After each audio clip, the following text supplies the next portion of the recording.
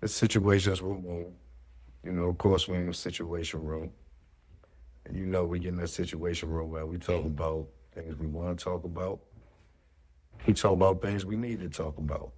Another situation in prison is like, you know, I was in Canaan, and you got these petty ass police out there.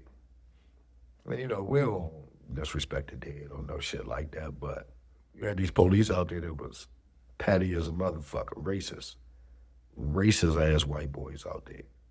And, you know, they showed it. They hated us, bruh. Blacks and Mexicans, they hate Hispanics. Blacks and Hispanics, they hate, you know what I'm saying? And they still on the good old white boy time. So, you know, we out there and they doing what they doing.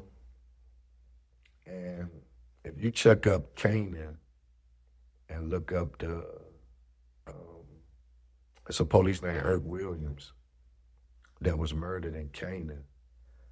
A white guy, white cop. Eric Williams' family says they're still in shock. They say they always worried about him on the job, but never expected something so horrible to happen in the line of duty, especially as a prison guard.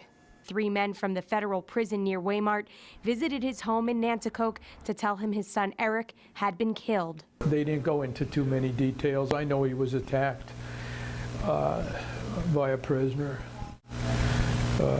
Which I'm trying to set that aside right now, my feelings about that. In 2013, a correctional officer at the prison would be brutally murdered. On Monday, February 25th, Eric Williams was working one of the housing units at the prison. The attack was absolutely ruthless. Williams would be stabbed with a shank more than 200 times by inmate Jessie Con-ui. Con-ui attacked Williams just before lockdown at 10 p.m. He kicked him down the unit stairs and continued his assault with 2 shanks. It would take 10 minutes for other staff to respond. One inmate was asked by the news why he didn't intervene. He said, "If I ran to help him, the feds wouldn't have taken 1 minute off my sentence." Con-ui would receive a life sentence, which some said was too light, since he was already never going to be released from prison due to a prior murder conviction. Because of, you know, because the officers out there were so petty and pressing people and, you know what I'm saying, harassing people all the time. They jumping people, you know, they shaking cells down, they searching cells, and they being petty. They taking stuff like pillow. You weren't supposed to have a pillow, they take your pillow. You weren't supposed to have a fork, they take your fork. Right? Like you sell us food to eat, but we don't got a fork. So people was taking forks out the kitchen. But the forks in the kitchen, orange. The forks on the commissary, tan. So when they come in your cell and they see the orange forks, they take them. Well, it's not a fork, it's a spork, or whatever the fuck you call it. A spoon and a fork together, that's what it is. But they take it, right? So they doing a lot of little petty shit. And bro, the Mexican, he got tired of that shit. He was tired of that shit, and they done something to him. And this particular day, he was tired of it, bro. This dude knew, like, he went and got in the shower. He took a shower. He went and got in the shower. He took a shower. He got out of the shower, came back. And I can't really say a lot that happened from that time, but all I know is he started fucking the police up, started whooping them, beating the shit out of them, whooping them. Took a knife, bro.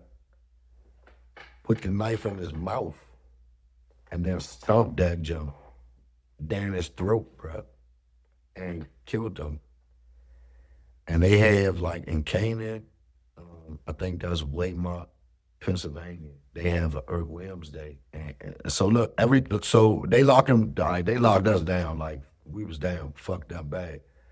Locked us down forever, tore that motherfucker apart. They came and took everything from everybody. And they took the guy out and they put him in another prison. And every time he went to court for like one of his court dates, because they charged him with the murder of the officer, every time he went to court, they locked the institution down. Every year on the anniversary of the day is after the institution locked down. A lot of stuff was going on behind, you know, that situation with Eric Williams. And when you get a job like that and you go to work every day, and I'm not speaking about Eric Williams, I'm speaking about all correctional officers, all of them. When you get a job like that, you go in there around convicted murderers and, you know what I mean, want to be murderers, soon to be murderers, about to be murderers. What the fuck is you thinking? Like, that shit don't make sense to go in there and you're not even from the street. Like, you just got out of school, you got a job because your parents making you get a job, and you come in and get with the good old boys and try and be tough, and a lot of motherfuckers losing their life. You know what I'm saying? So, you know, that was a serious thing to see in there, to see somebody put the knife in the police mouth and then stomp it down his throat. It's like, yeah, that was some different shit to see. You know what I mean?